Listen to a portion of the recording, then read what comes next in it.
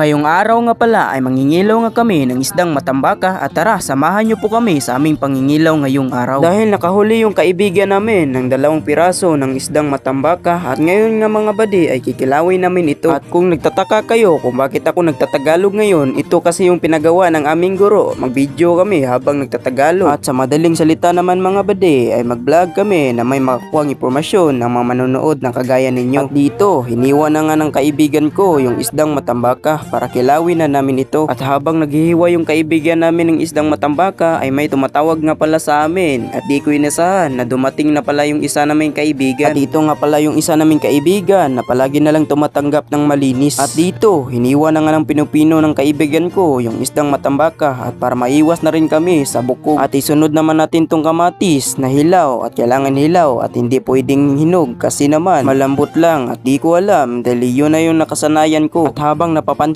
ko yung isa kong kaibigan dito, halata naman sa mukha niya na nagugutom na siya. At kaya naman nagdalay-dalay na ng paghiwa ng sili yung kaibigan ko dito. Kasi naman gutom na yung isa naming kaibigan na nagaantay. At dito naman nilagyan na nga namin ito ng sukang sairil. Sukang sairil na nga yung nilagay namin dito kasi templado naman tong suka na to. At pwede na nga to na hindi natin lalamasin. Kaya kayo naman kung gusto nyo magkilaw ay bili na kayo ng sukang sairil Ibanez. Dahil ready na nga yung aming kinilaw at dito kakain na po kami.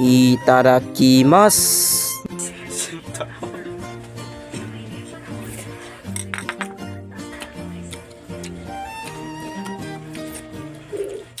Kailan kami? Iguan, 30. Kanya rin niya. Down.